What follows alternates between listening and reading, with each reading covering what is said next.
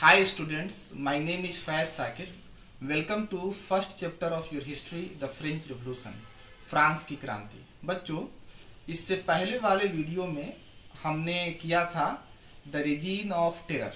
आज की इस वीडियो में हम लोग जिस टॉपिक को डील करने वाले हैं उसका नाम है द डायरेक्टरी रूल। तो चलिए स्टार्ट करते हैं।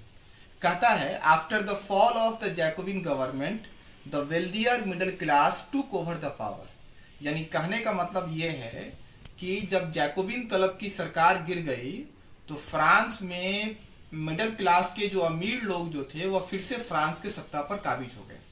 मतलब जब मैक्सिमिलियन रोबेस्पायर को जब मार दिया गया और जैकोबिन क्लब की जब सरकार गिर गई तो फिर से सत्ता पर कौन से लोग काबिज हो गए? तो वेल्दियर मिडिल क्लास के लोग काबिज हो गए और new constitution was introduced which denied the voting right to those who didn't own property। और कहता है कि अब फ्रांस का एक नया संविधान बनाया गया। पुराना वाला जो संविधान जो था उसको हटा दिया गया, एक नया संविधान बनाया गया और इस संविधान के तहत जिन लोगों के पास जायदाद नहीं था उनसे वोटिंग का राइट छीन लिया गया।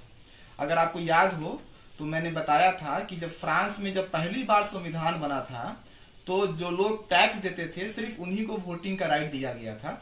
जो लोग टैक्स नहीं देते थे उनके पास वोटिंग का राइट नहीं था, उनको पैसिव सिटीजन कहते थे।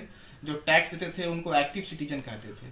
फिर जब जैकोबिन क्लब की सरकार आई तो उसने तमाम मर्दों को वोटिंग का राइट दिया, चाहे उनके पास जायदाद हो या नहीं हो।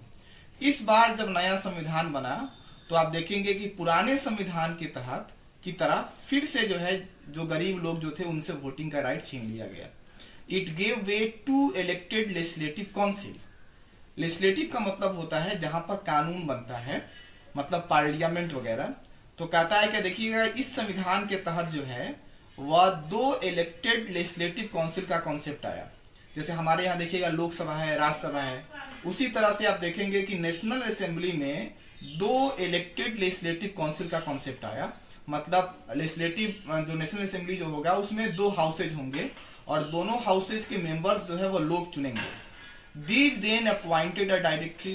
और फिर जो नया संविधान जो था उसमें कॉन्सेप्ट ये था कि दो इलेक्टेड लेजिस्लेटिव काउंसिल जब चुन लिया जाएगा, जब उसके मेंबर्स चुन लिए जाएंगे तो ये जो है वो डायरेक्टरी को चुनेंगे। And executive made up of 5 members. ठीक है, कहता है कि डायरेक्टरी क्या है? एक एग्जीक्यूटिव होगा जिसमें 5 मेंबर्स होंगे। एग्जीक्यूटिव का मतलब होता है जो लोग देश को चलाते हैं वह एग्जीक्यूटिव कहलाते हैं। तो आप देखेंगे कि ये हुआ। The directors often clashed with the legislative councils. अब अक्सर ऐसा होता था कि लेजिस्लेटिव काउंसिल के मेंबर्स के साथ डायरेक्टर्स की झड़प हो जाया करती थी, उनसे जो है बात बात पर जो है झगड़ा हो जाया करता था। This political instability paved the way for the rise of a military dictator Napoleon Bonaparte. और डायरेक्टर्स और लेजिस्लेटिव काउंसिल का बार बार आपस में भिड़ जाने की वजह से आप देखेंगे कि फ्रांस में अस्थिरता चली आई, पॉलिटिकल इनस्टेबिलिटी चली आई, जिसका फायदा जो है वो नेपोलियन ने उठाया। और फिर आप देखेंगे कि नेपोलियन जो है वह एक डिक्टेटर के तौर पर, एक मिलिट्री डिक्टेटर के तौर पर उसका उदय होता है और वह फ्रांस की सत्ता पर काबिज हो जाता है। आज के वीडियो में इतना ही। आप अपना ख्याल रखें, घर के अंदर रहें, घर से ज़्यादा बाहर नहीं निकलें। That's all. Thank you.